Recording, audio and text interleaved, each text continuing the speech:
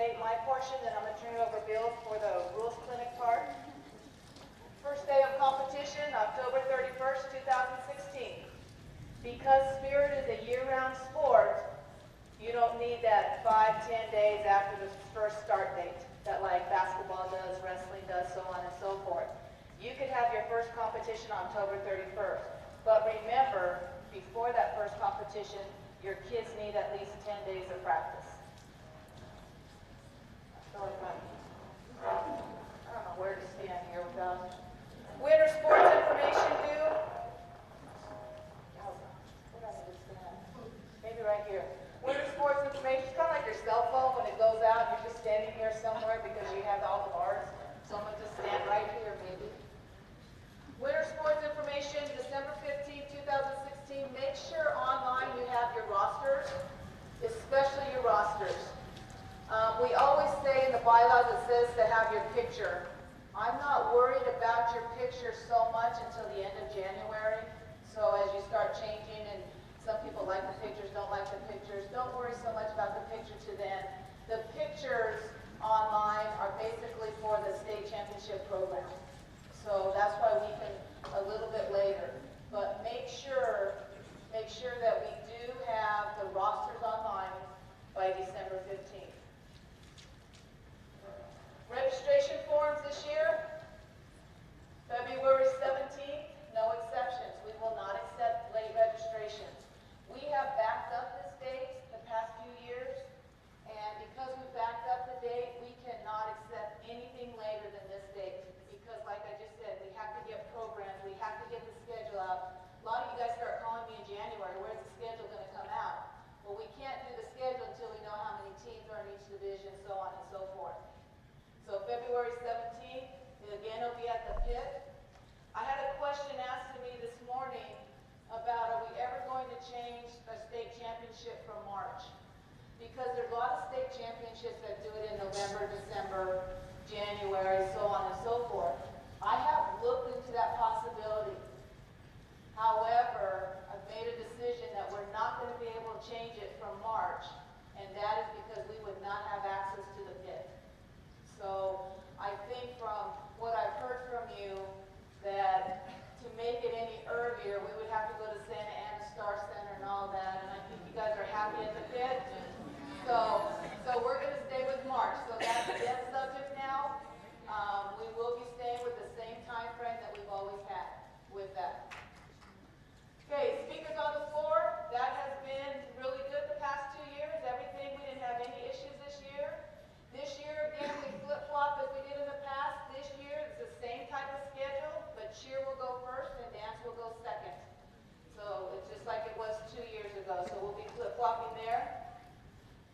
And we're going to talk about our new cheer for game day. But because of the new cheer format for game day, Friday will be a little bit longer. Because I was doing 3 minutes there to get you in and out. So the Friday, we won't be getting out at 5 o'clock. It'll be more like 7 o'clock. So for dance, especially dance, because you're going last, you'll probably be starting later and ending a little bit later on Friday night this year. But that schedule will come out. It won't be too bad. Sanctioned competitions. I received one the other day for 2018 because they want to make sure they had their date. Guys, I don't start putting these in until after the state championship, but I appreciate the earliness of it. They are online, and I will only accept 2 per weekend. I try to go 1 north and 1 south. There are a couple weekends there that we might have 2 in the central region or 1 north, 1 central type thing. But make sure you get those in. They are online already. If you want to host the sanctioned competition, I don't want to say good luck, but look at the weeks because it's pretty packed. It's pretty full. So just make sure you're looking at the reason we can only have 2. There's a couple reasons. Number 1 is judges. We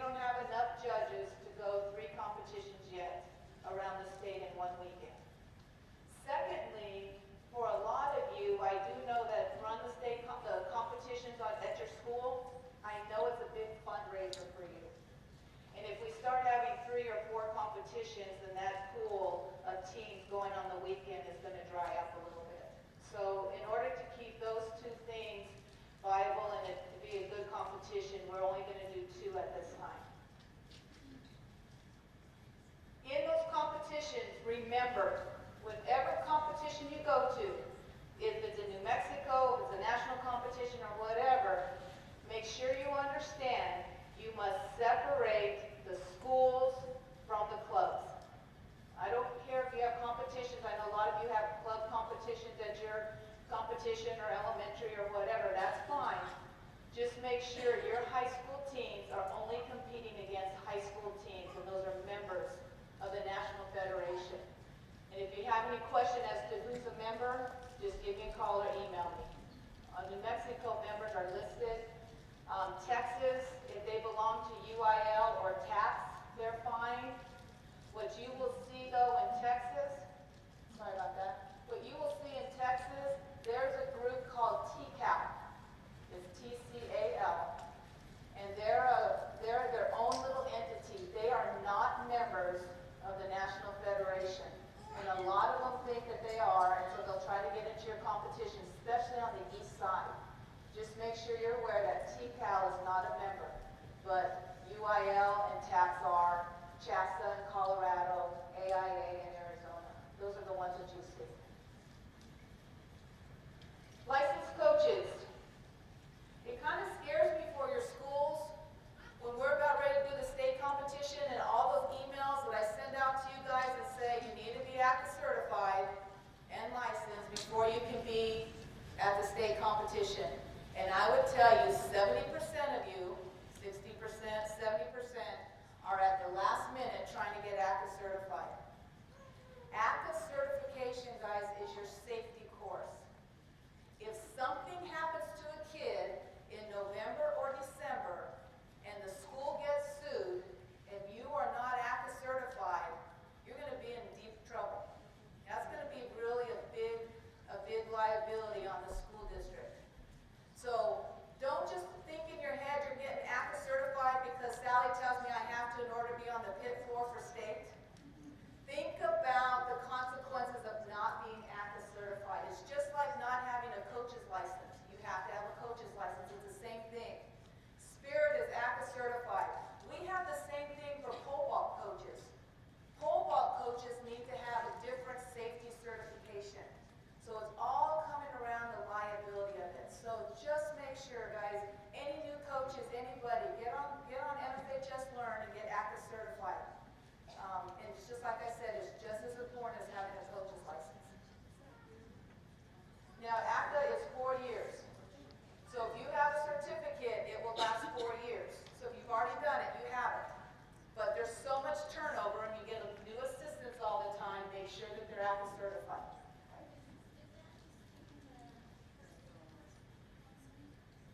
Okay, let me explain that. That was a great question. There is, from the Public Education Department, brand new coaches that are getting their license, their coach's license. There is now an addition where you have to take the NFHS first aid course.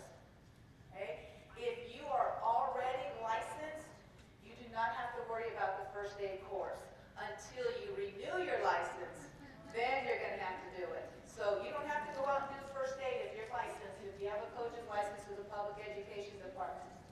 So just make sure any new coaches get licensed through the PED, and the new requirement through the PED is to have that first aid course. Question? Any other questions? Okay.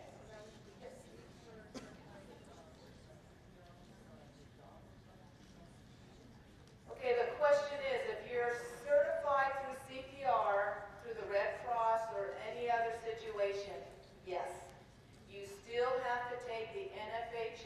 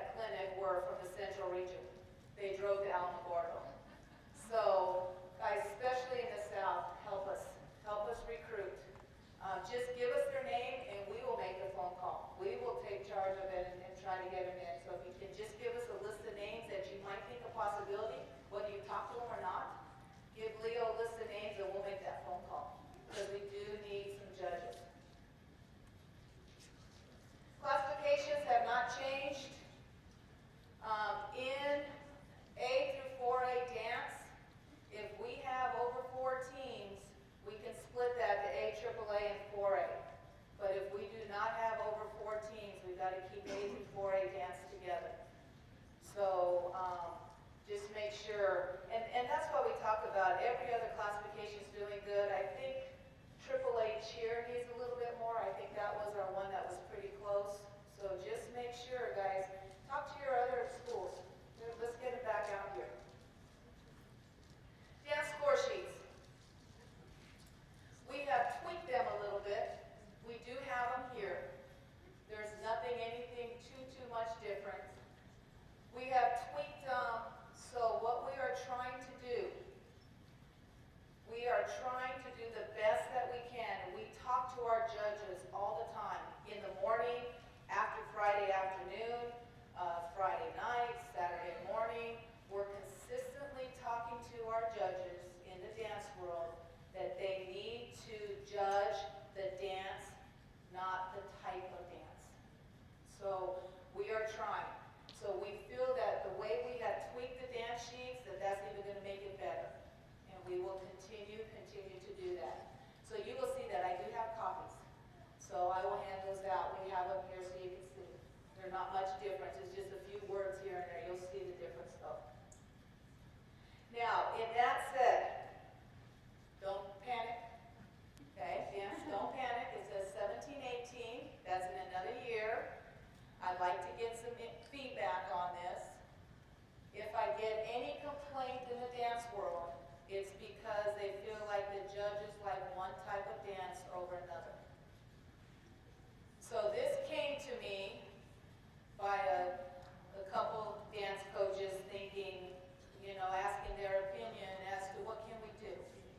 We do not have enough teams. You have to understand that to give a 6A military state championship and this state championship. We don't have enough teams to do that. So how can we make it that everybody feels that they got a fair shot? And so this came to me about team performance, and basically every team would have to do at least so many counts of every single type of the dances on Saturday. It's a real interesting concept. Now, don't just throw it out going, oh no, I can't do it or whatever. And I don't know if we're going to go this way, but it's something to think about. Maybe the tweak of the dance sheets will satisfy everybody, that they understand that the dance judges are looking at the dance itself and not the style of dance. Or do we go this route? So I'm going to study it. It's from UDA. No, it's from NDA. One of those acronyms. It's from one of them. That's how much I know my spirit there. I think it's NDA. But basically, as you see up there, we would take palm out. We would tweak it because you did palm on Friday. And you would do a short version. You would be able to do your main style for most of the dance, but within there you would add the two other styles. So it's an interesting thing to think about. Some people like it, some people are going, ugh, but it's just a thought. It's not like we're doing it. We're just studying it to see if that's going to be better for our dance world. I'm always thinking, trying to what's going to make it better. You guys got to understand that. You know me now. I've been up here for, I think this is 5 years. But we're trying to make it better every year. And so this is just my thoughts, and we'll see where it goes from there. If you have any feedback, email me. Let me know your thoughts on it. Maybe some of you, I know some of you have already done this in some national competitions. So just let me know. Cheer score sheets. Here we are. Last year, I'm not throwing this on you. I'm not popping it on you, I guess. Last year at this time, I did tell you that we were going to go to a new game day format for Friday. And here it is. And so,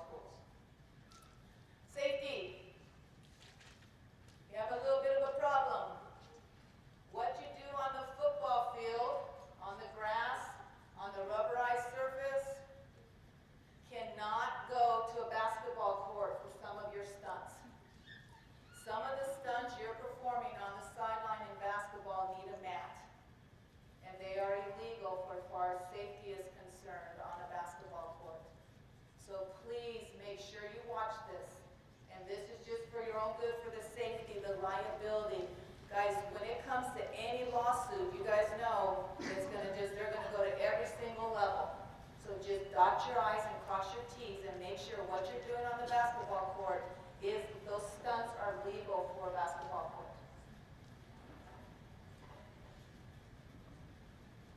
These are a couple things that the NFHS has. It's a new course that has come out. It's called Coaching Cheer and Dance. It's on nfhslearn.com. It's not required. Just give you a little bit of something if you want to go on there and take that course. nfhslearn.com. It's very, very good. NFHS Learn, basically that's where you get your coaching license and the ACA certification, but they are expanding. They are expanding tremendously in all areas, and they do have this course up there.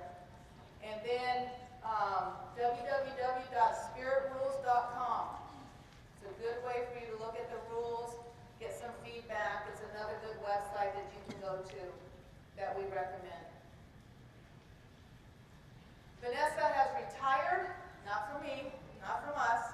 Vanessa has retired from APS, so she has a new email address. So if you send it to whitaker@aps.edu, it's not going to get there. So make sure you get her new email address as you're sending videos and asking questions. I mean, you can also send them to me and I'll send them to her, but if you need anything, Leo's is the same, Vanessa's has changed. So, okay? And when you get your rule books, there are a couple tiny mistakes in the rule books. Vanessa and I were on a webinar on Monday, and it was everybody throughout the nation talking about the new rules in the rule book. Sorry about this. And these are the two that you have to look at. No matter what I did, it doesn't matter. These are the two, page 58 and page 72. Basically, with the swan dive, there's two rules that one allows it in the book and one does not allow it. So they told us to make a decision, state association, whether you're going to allow it or not allow it. So we are allowing it. Okay, so that is the rule 3.5.5b that allows it. And on page 58, it's a picture. Just strike out the last 5 words underneath the picture. Okay, let's talk about game day. Cheer coaches, here we are. And I think before I talk about game day, I think I'm going to go back here. Why game day? It really saddened me. It was November, I think it was 5th or 6th, no, probably 12th, somewhere in there. One of our school's football team made it to the state championship football game. And when I talked to some people there, I knew I'd made the right decision on game day. Basically, there was a rift on this cheer team with the kids. The coaches knew what was right. The coaches knew that they needed to cheer on the sideline for their state championship football game. And parents and half the kids, they were angry because they would have to miss a competition. And it got to a point where parents were calling and it was just a rift. And in my head, I thought, wow, that's pretty sad. It's pretty sad. Where has spirit gone? The dancers were great. The dancers were going to be there, but it happened to be with the cheer. And I thought, where have they gone? Where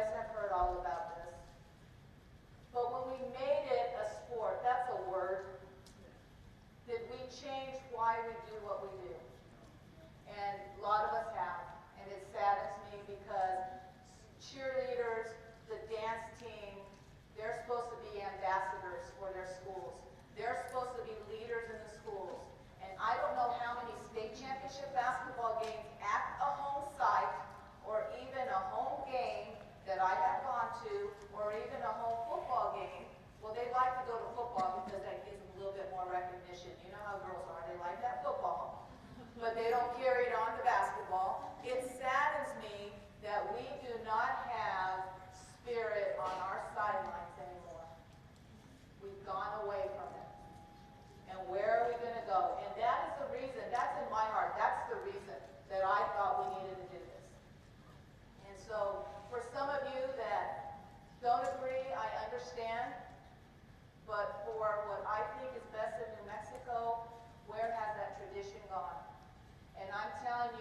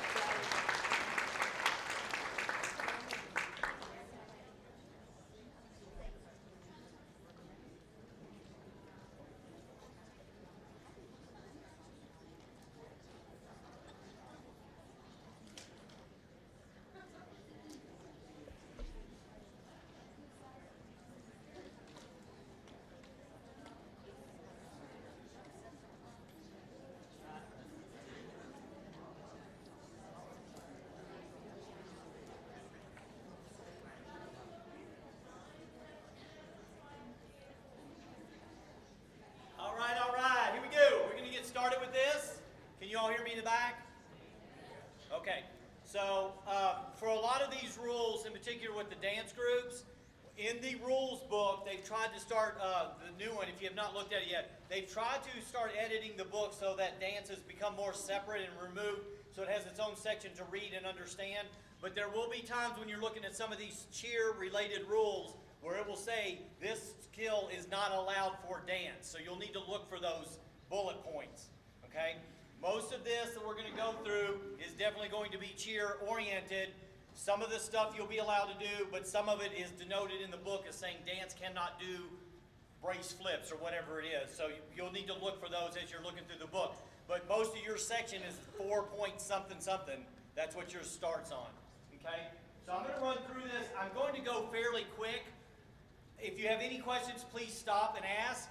There's not a whole lot of changes. There's only really about 4 big changes that affect what squads can and cannot do. There's not any really new restrictions. All of these are in a way allowing you to do more stuff. And in particular, for smaller squads, you're going to see that you're going to have some advantages on some stuff that you're able to do that you haven't been able to do in the past. Okay, so there's 4 big bullet points. So we'll get to those. Again, if you have any questions, stop me and I will try to answer them the best I can. I will occasionally reference old rules just to show you how the flow and the logic of the rules through the years has gone. I do work with the National Federation when they actually vote on these rules as a technical advisor, so I have a good understanding of what the logic is on why this says this now and how this should be interpreted. Okay? Basically, this is some of the guidelines the NFHS uses when they're making up their rules. It's all about the safety of the athlete, but also about the progression of the athletic activity itself too. We want to be able to let the kids and the athletes try and do more skills if it's within reason as far as a safety standpoint. Okay, we don't want it to stay stagnant. We want it to continue to grow and to continue to give them an athletic outlet.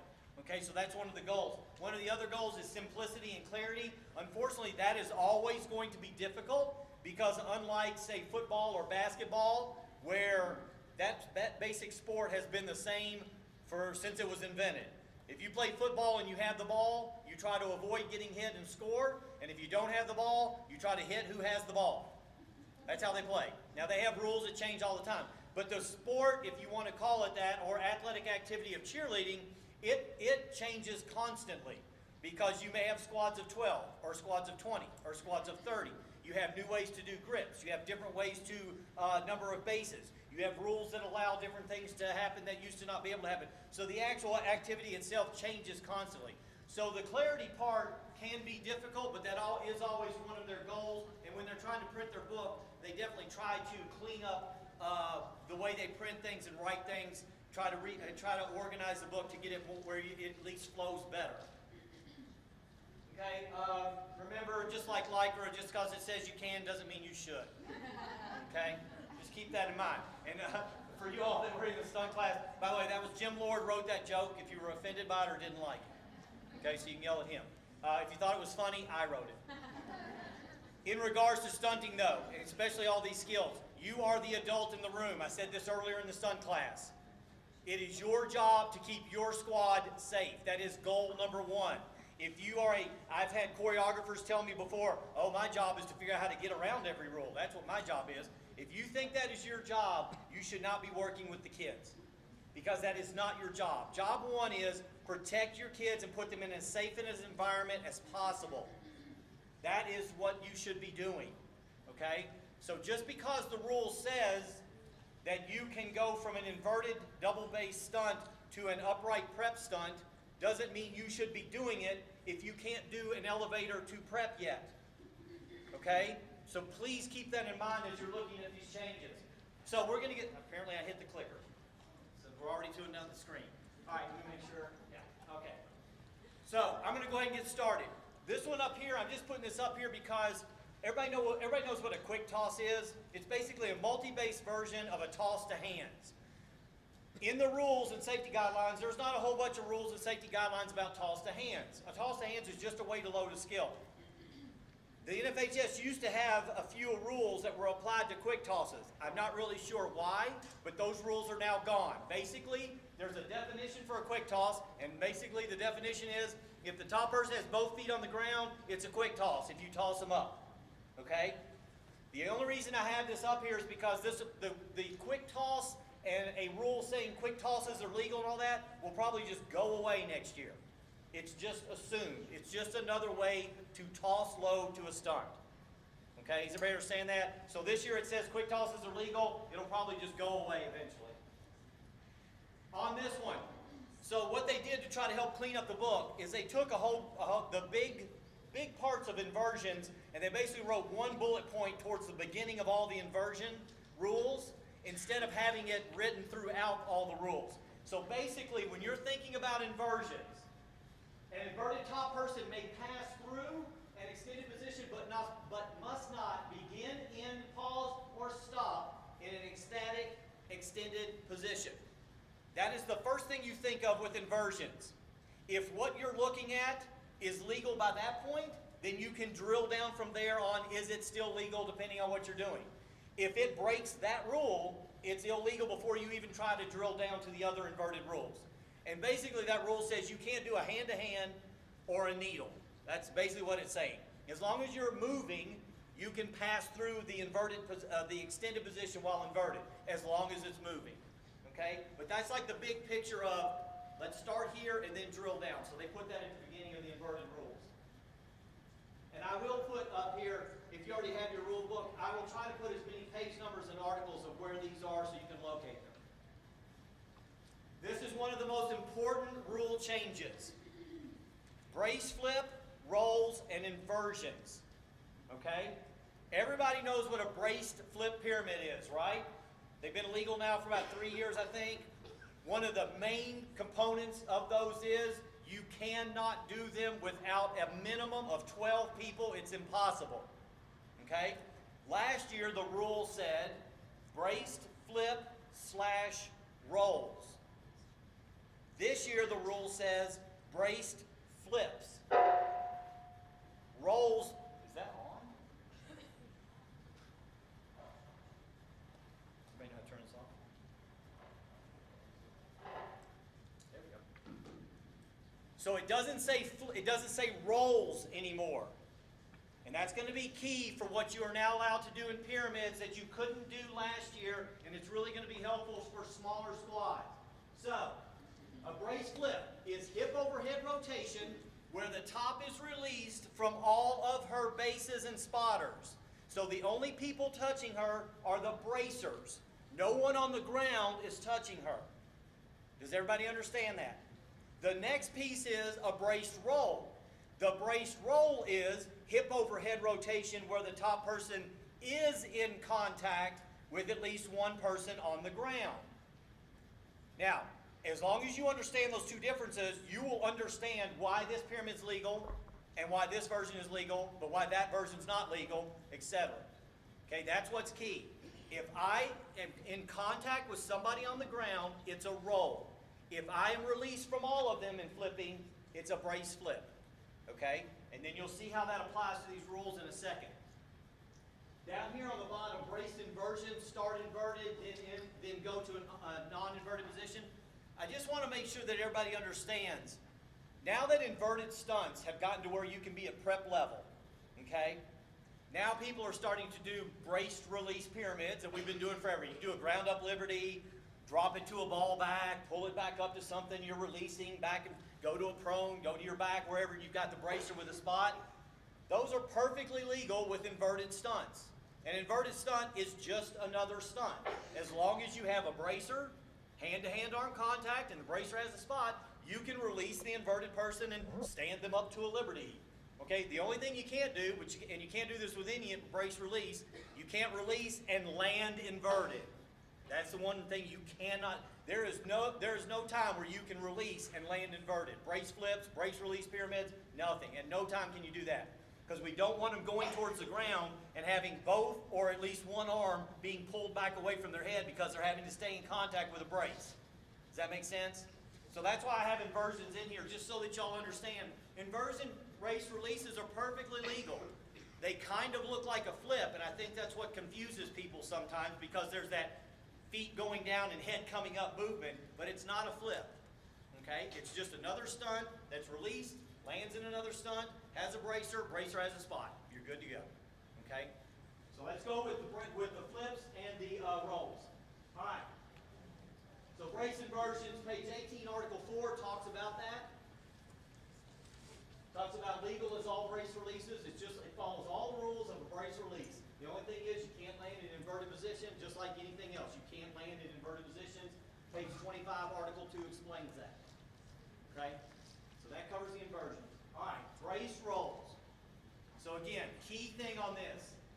If you are in contact with somebody on the ground, you are a roll, not a flip. Now, because of that and the way the rule is worded, where the word roll is taken out of that rule from last year, it doesn't now get lumped in with brace flips. So last year, if you did a brace flip, you had to have at least 12 people, right? Bracer on each side, they had to be in a double base prep, spotter for each bracer. 3 people underneath the top. If you did a flat back and you gave your leg back to the third person and they rolled it up to a liberty, that was a brace flip or roll. It required 2 bracers. Both bracers had to have spots, minimum of 12 people, just like the brace flip. Now that doesn't have to happen.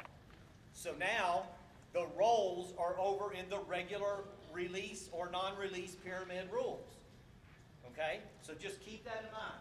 So now you can be in a load or a prep, holding the hands of your base or a spotter, and your other arm can be on with one bracer, and you can flip. Okay? If you're in the all-star world, that's a version of a brace flip that they've been doing for a while. Okay? So you could actually do what looks kind of like a brace flip with 8 people. As a matter of fact, you can whittle it down to 5, but I highly recommend you do not do that. I'm not a big fan of using shoulder stands as bracers. That's why I don't recommend it. But if you're talented enough to do it, okay. But basically, you can do now a roll with 8 people. Because when you think about it, what is it? It's a suspend forward roll or back roll. That's all it is. Because if you're holding the person on the ground, you can't go any higher than that person's arm length, right? So it's a suspend roll. Just like a double base, suspend forward roll off, or a back suspend roll. That's all it is. It's just a different visual because you have one of your people holding it as up in a brace. Okay, so that allows teams of 10 and 12 to now do, actually with 12, you could technically do 2 of them. Okay, reach back, grab your back spot, do your front flip to the ground or to a cradle. You can land in anything. I will tell you, it's almost impossible to land back in a prep because of the length of the arms. You can get to load position sometimes, depending on arm. Most of the time, people do it to the cradle or to the ground. Okay, just because of arm length. All right?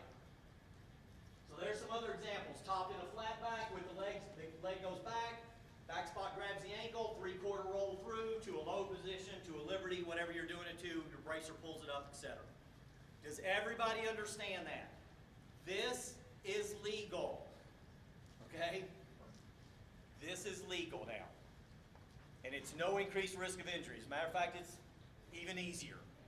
Okay, but it does allow smaller teams and bigger teams to have more stuff visually moving on the floor. Okay? Any questions on that? That's one of the biggest rule changes right there. We're all good? Okay. Brace flips. All the rules from brace flips from last year apply again this year. Minimum of 12 people. You got to have a bracer on each. You got to have 2 bracers. Each bracer has to be in a double base prep, and they have to have a spotter. 3 people underneath the top.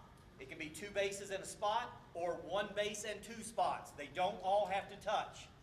So you could give the illusion of a rewind off the ground where a single base catches it, as long as your 2 spotters are right in there together. The main thing is 3 people underneath to protect in case something goes wrong. Okay? The one change on this one is where it says the top person is not behind the bracers. Last year it said the bracers had to be to the side of the tops. Now it just says the top person cannot be behind the bracer. So now, the one pyramid you can now do that you couldn't do last year from a visual standpoint is that one, it's where you take, like, everybody know what a Baja is, a little single base suspend forward roll on the ground? You can now do that as a brace flip. So I can put a bracer behind my top person. She would flip through my arms. Your other bracer would be on the side holding the arm. Okay, and in that pyramid class this afternoon, I'll actually show some videos of those versions.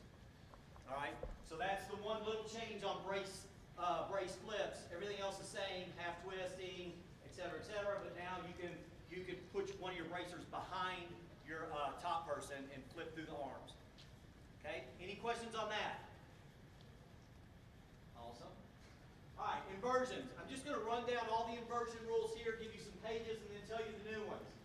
Base of inversion, stay below prep. You just need to have one person on the trunk of the body protecting the head and shoulders. Page 19, Article 6, letter D. Base of inversion hits prep level, okay, or above. Two bases or spots are involved with at least one of them in contact. This is a little bit of a change from last year. Last year, the way it was written, if I had a top person in a loading position and I'm standing on the ground, I do an arm in arm, they pitch her up, and I do like an arm in arm across and give her to another set of bases. Okay? 2 years ago, a spotter could just follow it. They didn't have to touch it, they could just follow it. Last year, by a quirk of how it was written, it made it where the spotter had to touch also, and the spotter's just got in the way. So it's been rewritten where a spotter can follow it, static at shoulder level, okay, they don't have to be touching it. Now, and that's on page 19, Article 6, letter B. That's a static position. If they lower them to the ground, then it needs two on the trunk. And what that means is, that's page 19, Article 6, letter E. The easiest stunt to explain for that is, I'm in a double base prep, and I do a cartwheel dismount. You have to have two people control the body as you turn it to the ground. Okay? Because I'm going to the ground while inverted. If I'm static at prep level, one can hold it with a spot, but if I'm going to the ground through extended position, if I'm moving through that while inverted, then both of them have to touch it. Everybody see the difference? Okay? And really that cartwheel dismount's about the only example. I mean, waterfall dismount, some of those, most people do those with two on the top anyway. Okay? Inversions off the ground can release to a load. That's an old rule. It's been around for 3 or 4 years. Page 19, Article 6, letter A. And you can dismount from inversions. Page 19, Article 6, letter G. That's where you're inverted. You can pop it to a cradle or pop it to the ground. All of this stuff was last year's. Here is the new inversion rules that go along with it.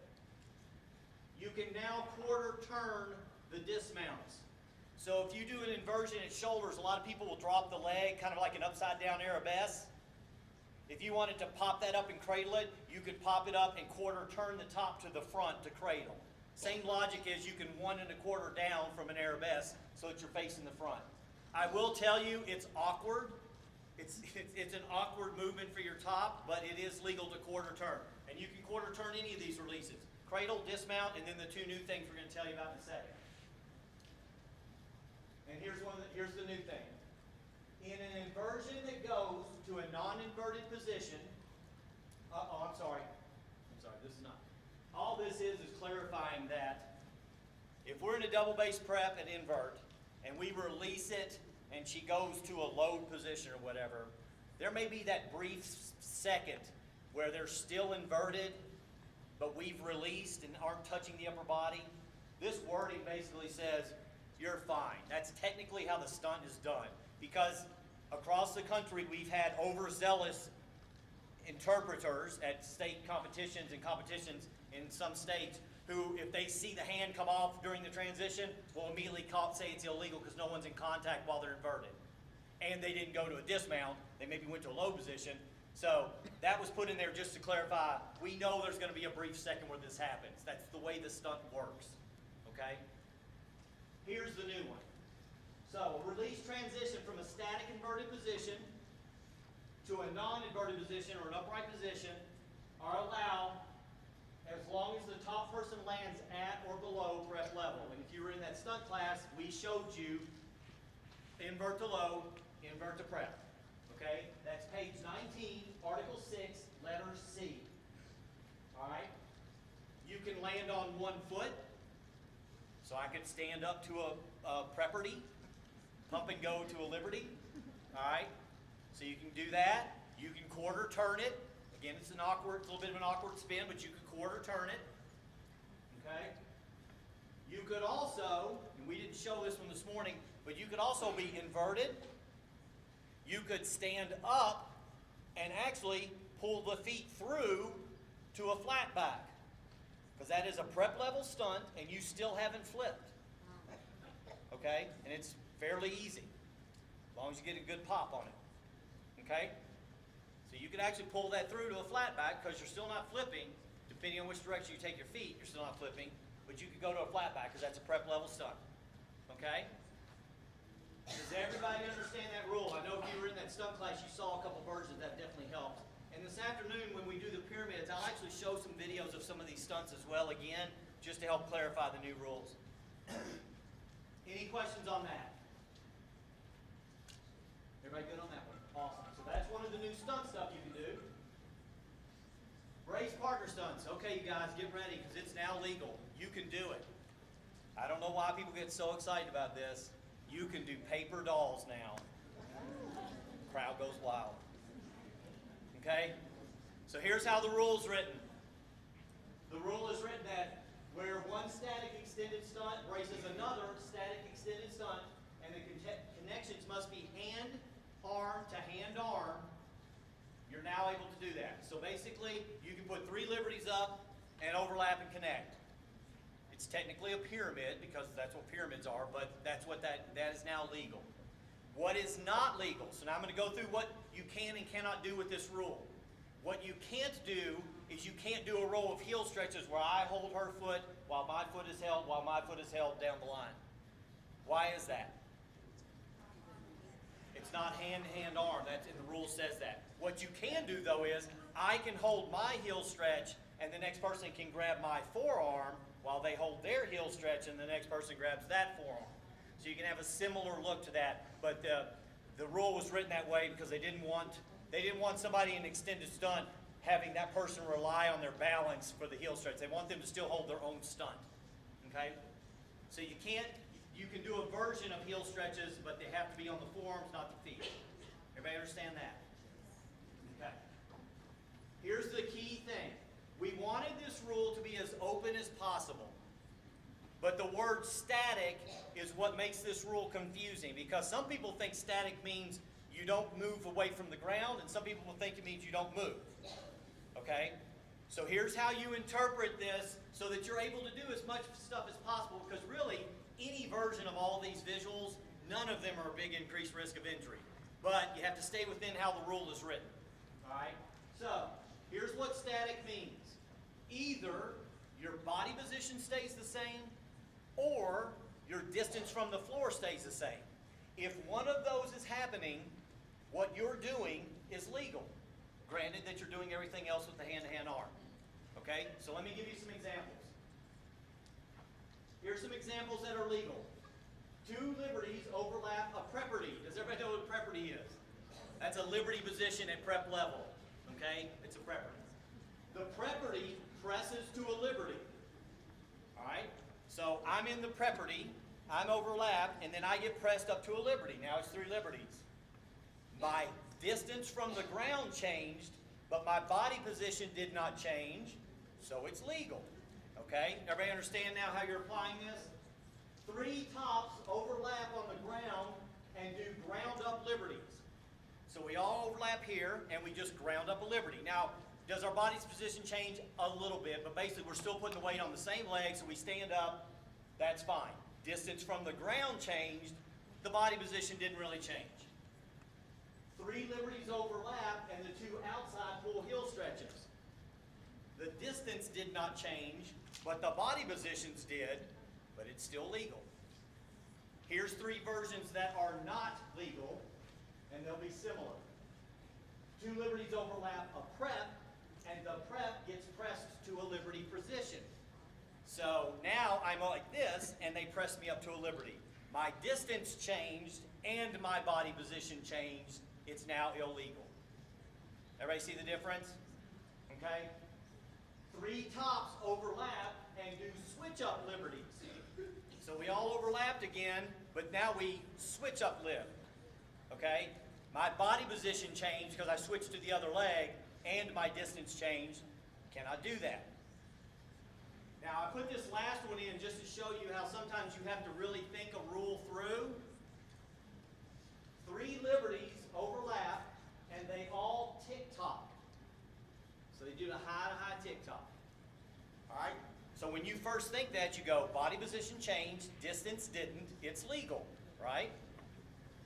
But there is another rule specific to high-to-high tick-tocks that says they must be braced. They are not an exception to the brace rule. And since if you all 3 are doing this at the same time, none of you all are bracers, that means no one's braced, so this rule doesn't really have anything to do with it. It's actually the high-to-high tick-tock makes it illegal. Does everybody understand that? I only put that in there to show you sometimes you have to look at the book to block yourself through all these different different skills to make sure they're legal. Does that make sense to everyone? I didn't want to put it in there to confuse you. I wanted to put it in there so that you understand you have to think them all the way through. Okay? All right, so everybody good on the paper dolls and what static is? Awesome. Here is your other new stunts that you can do. I did not get time to show any of these today. I do have them on video, and we'll show some of these this afternoon in the pyramid session that we do. So, in the past, released transitions, released pyramids, they had some exceptions, and the exception was a low to high tick-tock is legal without a brace, right? Well, as we started looking at the rule, we realized that the rule makes you do the hardest version only. You can't do any lead-up skills. Like you can't go in on your good leg, do a fake movement and land on 2 feet just to practice, because that's not a tick-tock. The tick-tock is 1 foot to the other foot. And so if you didn't do that, you weren't following the tick-tock rule, so you couldn't be an exception to the release rule. So, the low to high tick-tock exception is gone. It's out of the book. And now it's replaced with a non-braced top person in a vertical position, and that's what's key, vertical position at prep level, the other key part, may be released to a stunt at any level, provided they stay vertical. So, I'm in a prep level stunt. I could ball up and land in an extension. I'm in a prep level stunt. Easiest one is, who has guys or really good all-girl single-base stunners? Okay, you can now do a hands full around. You can now do a hands full around without being braced. Okay, and I've got some on video. We'll show it to you this afternoon. So the keys are, it has to start at prep level. You can't be extended and tick down. You have to start at prep, and you can release up, or you could release down if you wanted. You can land on 1 foot. You can land on 2 feet. You can spin it. You can ball it up. But you have to start at prep level, and you have to stay vertical. You can't go to a flat back on these. You have to stay standing up.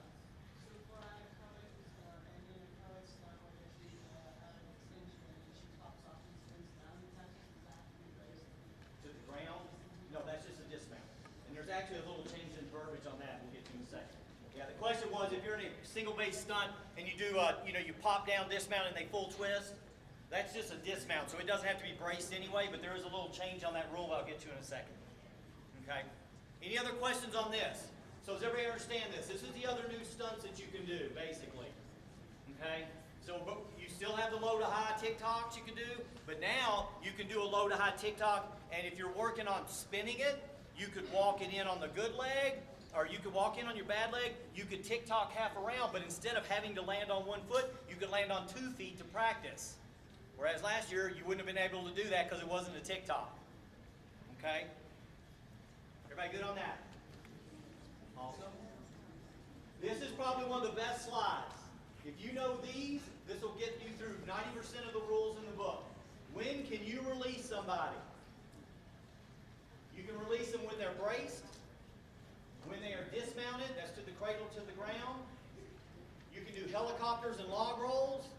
I have no idea why they have so many rules applied to helicopters and log rolls, but they do. Those are on page 25, Article 6 and Article 7. flat back or prone position or out of a cradle, you can release to a vertical position at prep level. So I can be in a flat back, I can pop it up to a prep level stunt. That rule changed about 2 years ago, I believe, 2 or 3 years ago. Handstands on the ground can be released, the inverted off the ground. We showed that to you in the stunt class this morning. And then your two new ones. Static inversions at shoulders can release to non-inverted preps or below, and vertical releases are allowed as long as they initiate from prep level. That is the key part of that rule. If you remember this slide, you'll get through most of the rules. Any questions on those? Awesome. This is not, I mean, it's a change. It's not a big deal because most people don't even use this skill. But, you know, in the past, if you did transitions with splits, you had to have 4 people. Now you can do it with 3. Okay, basically all that says. But here's what's funny. So, you know, I've been giving you all those page numbers. This is the weird thing about splits and the NFHS rules. For some reason, at some point in time, the split was the most dangerous position known to man. I have no idea why. Because look, page 27, Article 2, letters A through C. It's the only time I gave you more than one letter on a rule. For some reason, they got multiple letters you got to read about. But basically, 3 people now instead of 4.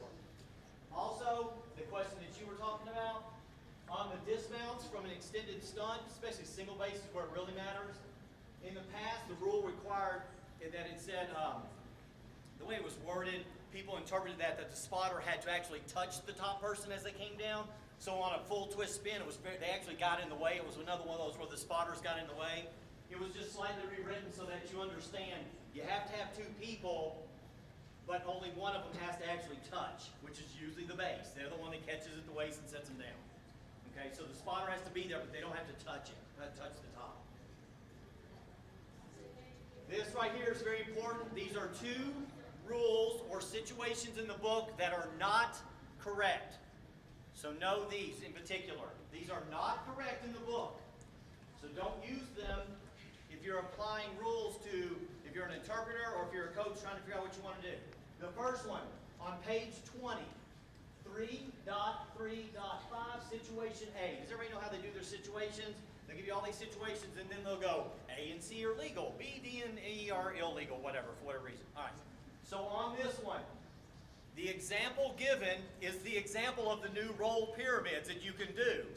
They didn't edit out the example from the previous year where it would have been illegal, so it still says that's illegal. That is now legal because rolls are no longer part of brace flips. Okay, that's what that situation is, so don't apply it. Okay, it's not correct. Everybody understand that one? That's off that pyramid we just talked about. The other one is on page 72. There is a series of 3 pictures that shows basically a cradle, a release to a prone, and then they catch them in a prone. Last year, if you looked those 3 pictures up, it said legal, because it is. Vertical or cradle position at prep level, flat back or prone or cradle, you can release to a prep level stunt. This year, for some reason, those 3 pictures say illegal swan dive. That's not a swan dive. Okay? Doesn't even have time to be a swan dive because there's not enough distance. All right? So just keep that in mind. Page 72, those 3 pictures, they are actually legal, and that situation is actually legal. It's not illegal as listed. That's it. Does anybody have any questions on any of this? I know I went kind of fast. I'm sorry about that, but I want to make sure we got through this. I will cover some of this stuff again in the pyramid class this afternoon. I've got videos of some of those new pyramids as well as some of those stunts, and I'll show both of those, and I'll be more than happy to answer any questions as well in regards to the book. Everybody good with that?